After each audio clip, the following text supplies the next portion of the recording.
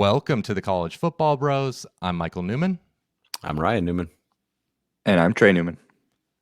So Bill Connelly has come out with his SP Plus ratings for the 2023 season, and we have looked through all now 133 teams in college football. Welcome to Sam Houston and Jacksonville State.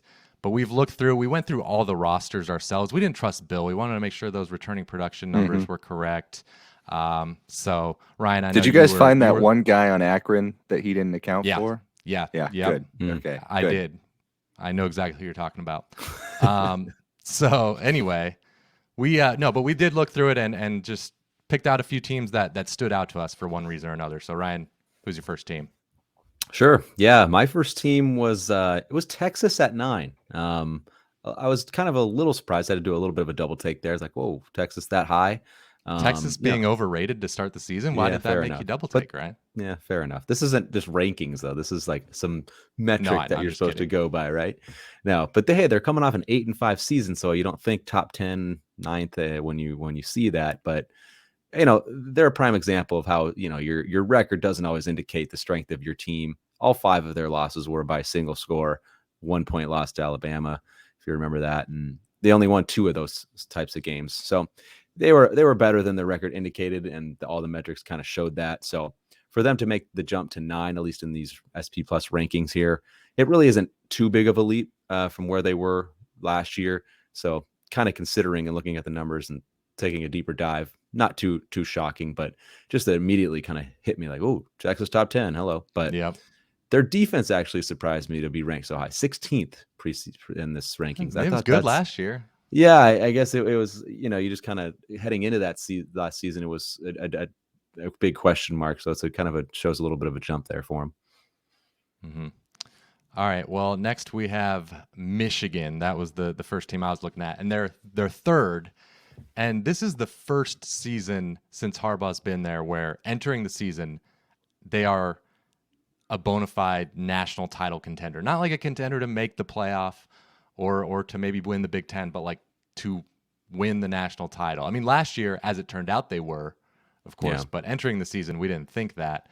But yeah, so they're third. This is their highest preseason SP Plus rating since Harbaugh got there. Like I said, their previous high was 6th in 2016, but that was 8 points behind Alabama at 1. Now they're 3 points behind Georgia at 1, at least in these SP Plus ratings. I don't know if the betting market would agree with that, but and they're 1 point behind Ohio State. So yeah, legit national title contender.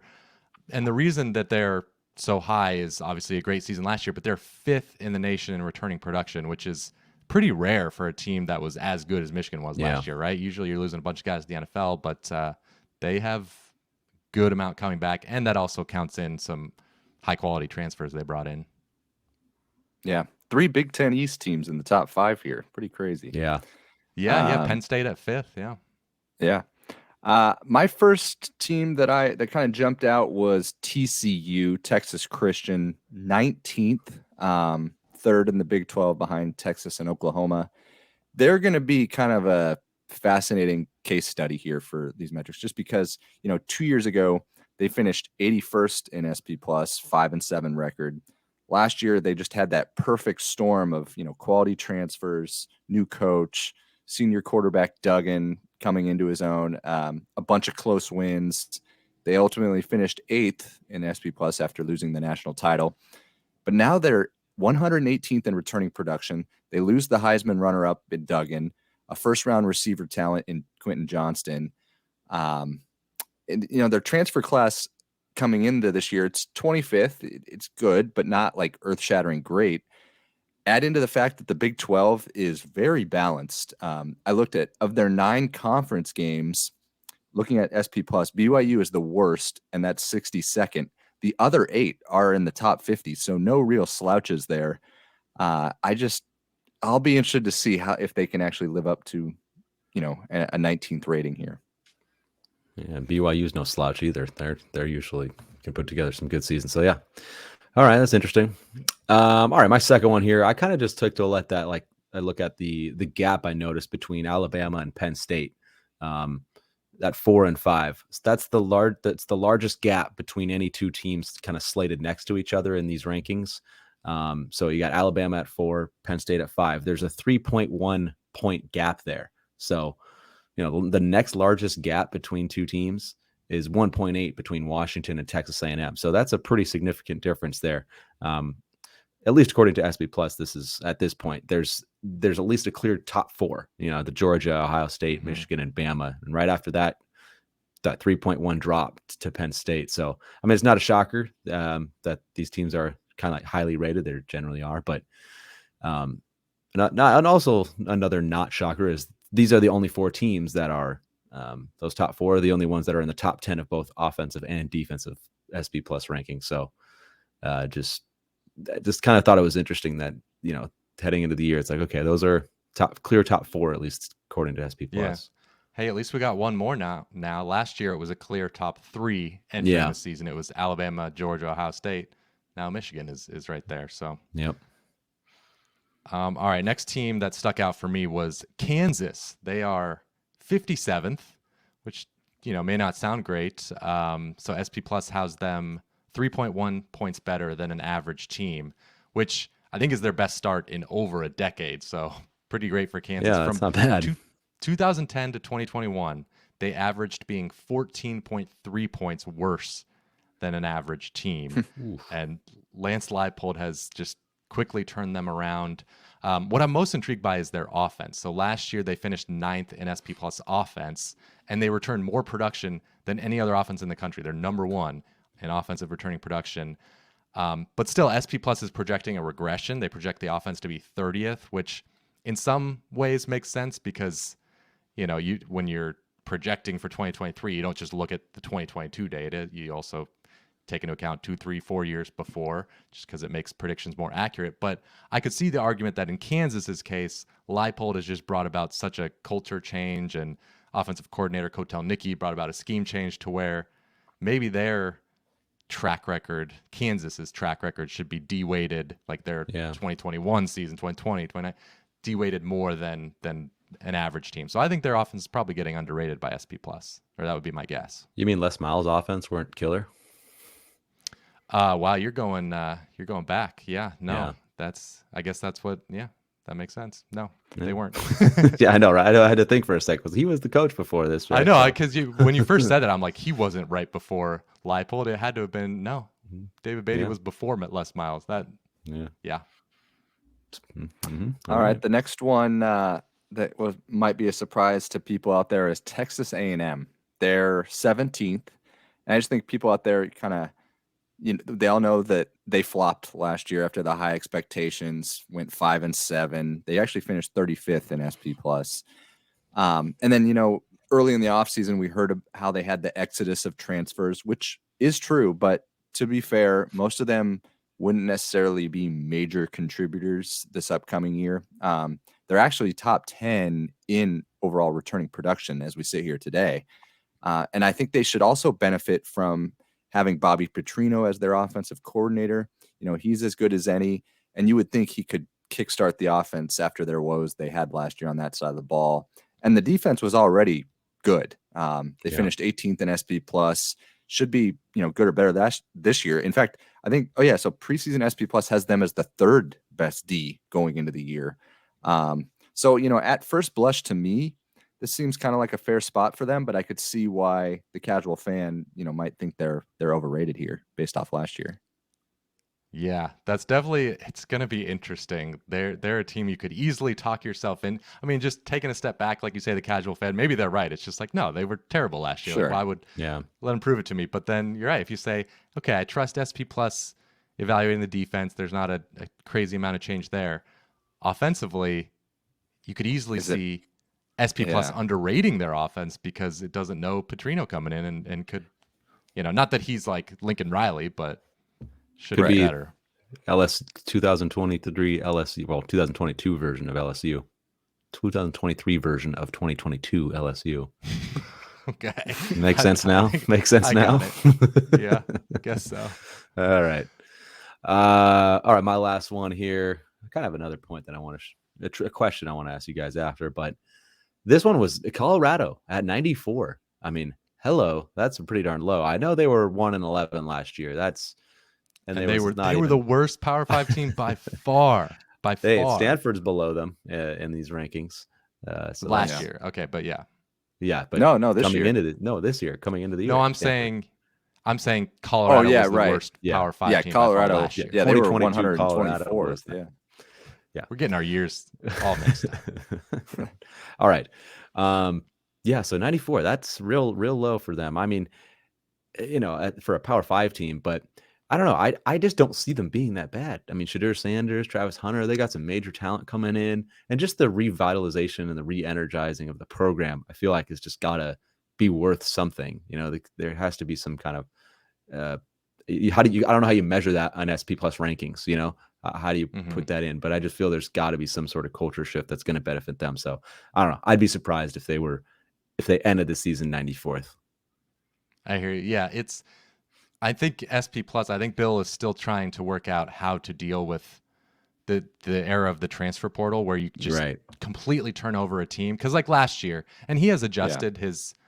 I don't know how exactly, but he's adjusted his formula since last year. But last year it was USC was the team that was at least clearly in hindsight and even in advance, they were clearly too low because, for instance, like when he treated Jordan Addison and Caleb Williams coming in, I think he just looked at their production and just added their production to the formula, returning to USC, when it's like you can't just factor their production. You have to factor in that they were really freaking good, so he's still working on that, but I think he's improved this year. But Colorado's a tough one. So many transfers.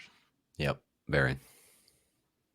All right. Well, speaking of Colorado, they stole Kent State's head coach, Sean Lewis, to be their offensive coordinator, which shows you the difference in resources between the Power 5 and the G5. You leave a G5 head coach. Well, that's why those MAC schools, they always offer the position coaches of, Power 5 schools. They don't usually get the offensive from defensive coordinators to come be their head coach. That's just not the deal. Yeah, in a lot of cases, it would be a demotion, at least in terms of money. So, Kent State dead last, 133rd in SP Plus, and so when Sean Lewis was hired as Kent State's head coach in 2018, they had been to 2 bowl games in the entire history of the program.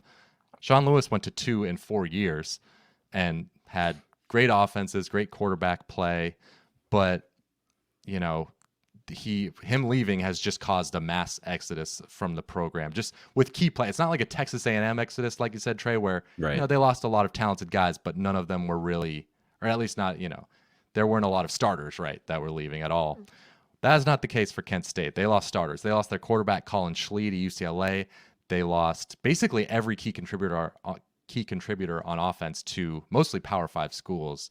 They lost some good guys on defense too. So their offense is projected to be 133rd, worst offense in the country. Just crazy after everything that Sean Lewis had built there and how good they were. That now they're the worst. They can turn around fast, positively and negatively. Yeah. All right, my last kind of point here is I was looking at the ACC, and you got Florida State and Clemson, and then there's a gap. We've grown so accustomed to the ACC being Clemson and then the rest. Every year, someone would jump up, but Clemson almost always prevailed. Florida State, though, this year, starting the year on par or better with the Tigers. They're 11th in SP Plus. They're going to be one of the most hyped teams this offseason, probably going to be top 10 in the polls since they returned the most production in the nation. They got Jordan Travis back, who played well. They finished with 10 wins. You got Jared Verse back on defense on the line. So that should be a strong D. But then you got Clemson right behind. They're at 12th. And kind of after a semi-down year for them, they should be pretty good if Klubnik takes to the new offensive coordinator Garrett Riley's offense. But I mean, I guess the point I have though is after Florida State and Clemson, using SP Plus, the rating, the next closest team would be North Carolina at 28th, but they would be a 7-point or more underdog on a neutral field. And then after that, you get to Louisville, who would be a 10-point or more neutral field dog. So obviously someone could close the gap. But going into the season, it's setting up to be a battle between Florida State and Clemson. Yeah. All right. Well, at least it's like you said. There's now 2 teams at the top of the ACC rather than for a long time it was just one. Yeah. But let us know if you're listening to this on the audio version of this podcast. Be sure to subscribe to our YouTube channel because we've got additional videos there. And before we go, I have a trivia question for you guys. Oh, fire away. Yes. It's according to these SP Plus rankings here. Which team do you think has the largest gap between their offensive and defensive rankings? Yes. Well, I was going to say USC, but their defense probably isn't bad enough in these ratings to be the biggest. You'd be correct. Not quite bad enough. Yeah. Okay. Yeah. Well, North Carolina. No, got to be pretty big gap there. Not there. Okay. I think I went 6 deep or 7 deep, and they weren't there. What do you mean by that? Well, because I went from the bottom to all the way to the top, just kind of like checking out, literally doing the numbers in my, rankings. And I saw one and I'm like, oh, that's good. Nobody's going to beat that. And then like, oh man, another team beat it. And then another team beat it. I'm like, oh, geez, there's some shockingly high numbers here. Can you tell us if it was a good offense or a good defense? There's both, but the team. Okay. Well, how about San Diego State? They actually aren't even relatively that high on Iowa. No, they are. Yeah, Iowa. They're the number 1 defense and 81st offense. Yeah, so there's an 80, but there's 1, 2, 3, 4. There's 5 teams with wider gaps. Wow. Yes. Whoa. I know. I was shocked by this when I looked through it. I'm like, whoa, it's kind of crazy. They don't. All right, so the number 1 team, is it a good offense or a good defense? It's a good defense, but not like a defense that would be like, oh yeah, they're very good. It's kind of like a surprise. It's weird. It's an ACC school. Lost some transfers. Lost their coach. Good. Well, actually, they didn't lose their coach. They didn't lose their coach. I apologize. The year before they did. Virginia. Oh, yes, it is. Tech? Oh, I stopped you. You said Virginia. And I thought you were stopping Virginia. there. It's Virginia. They are number 1. They have there's a 99 differential there. They're 120th in their offense, but 21st in their defense. Wow. Which is surprising. Yeah. I don't see their defense being. They lost some transfers there. Lost a really good corner to Florida State. I'm not sure they're going to be that good, but it's crazy. 99. I didn't think Virginia would have a wider gap than Iowa. How's Iowa 81st in their offense? How are they not worse than that? Well, they got Cade McNamara. I mean, although, yeah. And Eric All, and but they're not great. Yeah. So you had Virginia was number 1. Okay. And then you had SMU was 90-point differential. I think you can figure out which side of the ball is the strength on that one. Houston, 88. Arizona was 88. Okay, that makes sense. Yeah. And then this last one kind of surprised me. Good Air offense, Force. obviously. Yeah. Air Force had 87. They had a 31st ranked defense. Couple in there. I wouldn't have right? been some of my first guesses. Obviously, yeah. I was surprised when I went through it and I saw those, and I was like, oh man. I also wouldn't have guessed there would be a 90 spot gap. Well, yeah, because when I originally started this whole thing, it was because I saw Northwestern, and I was like, oh, okay, now I want to go through and see who's got a wider thing than Northwestern. Northwestern's 75-point differential, so I thought their defense would be. Their defense just took such a huge drop. Yeah. Their defense is 49th, so it just wasn't. This would be interesting for some episode to just go through the biggest differentials of the past decade or whatever. There's got to be some Texas Tech teams on there. Yeah, good point. Who had some really Hawaii? Sure. Did they have a really great offense? And maybe they probably did. Yeah. West Virginia, maybe. I don't know if they had bad enough defense. I'm just trying to think of really good offensive teams. But what about Nebraska back in 2009 when they had Sue, but then their offense was just offense? I don't know if it was that bad though. But yeah. Well, anyway, but I mean, their defense was probably like top 3 that year, and then so offense was probably around 100. Now I'm wondering if we can check this fast enough. What was the biggest gap last year at the end of last year? Ooh, I mean, man.